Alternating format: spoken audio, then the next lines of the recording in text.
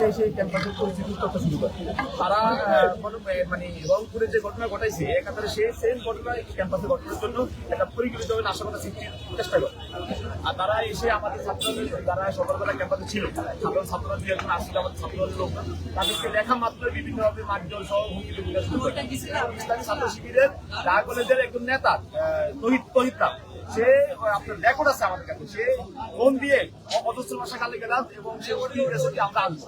আমি অডিটর শুনে আপনাদের অডিটর শোনাই সে কি ভাষা কথা বলবো আপনি শোনাই।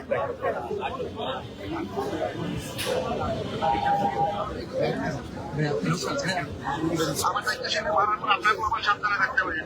আসতেছি ক্যাম্পাসে আসার আগে বন্দি আসবেন তাহলে একটু কিছু নিয়ে যাই টাইম ক্যাম্পাস থেকে দেখবো আপনার কতদিন আছে আমার কতদিন আছে তাই নিয়ে নেই আবার শুনতে পারেন। আমার দায়িত্ব সেটা মারার পর আপনার কোনো সাবধানে থাকতে হবে। আসতেছি ক্যাম্পাসে আসার আগে বন্দি আসবেন তাহলে একটু কিছু নিয়ে যাই টাইম ক্যাম্পাস থেকে দেখবো আপনার কতদিন আছে তাই নিয়ে নেই এটা কে বলতো? এটা ইসলামী ছাত্র শিবির তহিদ, তার পোস্ট সম্ভবত ঢাকা কলেজ ইসলামী ছাত্র শিবিরের উচ্চ পর্যায়ের নেতা দায়িত্বশীল। তাদের তো গুপ্ত কমিটি, তাদের সবাইকে আমরা চিনবো না জানিও না, কিন্তু সে ফোনে এটা হুমকি দিতেছে আমাদের লোকজনকে মাইরা সে আবার হুমকি দিতেছে এবং সে পুলিশকে বিধি দেওয়ার জন্য ভয় দেওয়ার জন্য সে বলতেছে। বিস্তার করতে চাইছিল কিনা তারা অবশ্যই তারা রংপুরের মধ্যে ঢাকা কলেজ ক্যাম্পাস দখল করার জন্য তারা এই ধরনের একটা অপরাধ চালানোর জন্য সকাল থেকে সাধারণ শিক্ষার্থীর সাথে আমরা একটা দৃঢ় অবস্থান তৈরি করি, কারণ তারা সকালে জি ভাই, আমি আপনার মেসেজ দিচ্ছি, অডিওটা একটু পাঠায়। দর্শক শুনছিলেন ছাত্রদল এক নেতার বক্তব্য। দর্শক আপনাদেরকে জানিয়ে রাখি যে এই মুহূর্তে ঢাকা কলেজের যে মূল ফটকটি রয়েছে সেই মূল ফটকে কিন্তু সাধারণ শিক্ষার্থী এবং ঢাকা কলেজ ছাত্রদল যে নেতাকর্মীরা রয়েছেন তারা কিন্তু আসলে মূল ফটকে অবস্থান করছেন যাতে কোনো ধরনের অরাজকতা না করে। দর্শক আপনাদেরকে দেখানোর চেষ্টা করছি আজকের পত্রিকার ফেসবুক পেজে ঢাকা কলেজের এই মুহূর্তে বর্তমান পরিস্থিতি।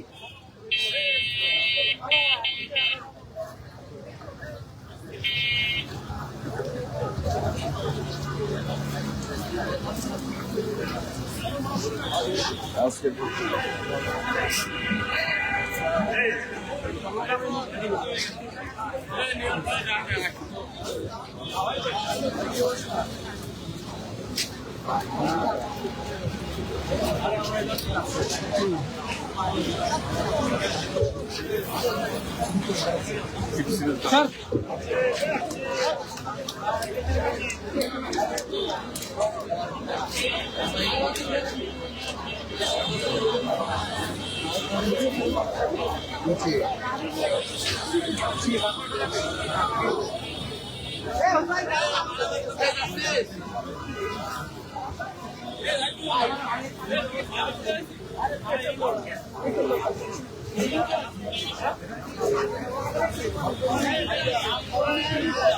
দর্শক এই ছিল ঢাকা কলেজ মূল ফটক থেকে।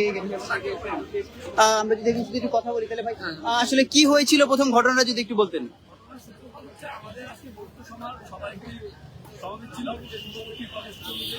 তো সেখানে কিছু কতিপয় শিবির তারা সেখানে আমাদের সাধারণ শিক্ষার্থী হামলা করে, যার পরিপ্রেক্ষিতে আমরা ঢাকা ছাত্রদল আমরা প্রতিহত কর্মসূচি দেই এবং আমরা একটা অবস্থান কর্মসূচি।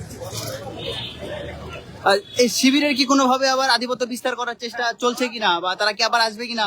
মূলত আধিপত্য বিস্তার করার জন্যই আমাদের একজন সাধারণ শিক্ষার্থী যিনি কোনো রাজনীতির সাথে জড়িত না তাকে সন্দেহে তার উপর আঘাত করে এবং সে পুরোপুরিভাবে জখম হয়, তার এখানে কেটে গেছে এবং হাতে আমাদের এক ভাইয়ের হাত ভেঙে ফেলেছে, যার পরিপ্রেক্ষিতে আমরা একটা অবস্থান কর্মসূচি দেই এবং শিবিরকে প্রতিহত করার জন্য আমরা এখানে অবস্থান কর্মসূচি। শুনছিলেন ছাত্রদলের এক নেতা কর্মীর কথা। আসলে এই ছিল ঢাকা কলেজের গেট থেকে সর্বশেষ খবর। এতক্ষণ যারা আজকে পত্রিকার সঙ্গে ছিলেন সকলকে ধন্যবাদ।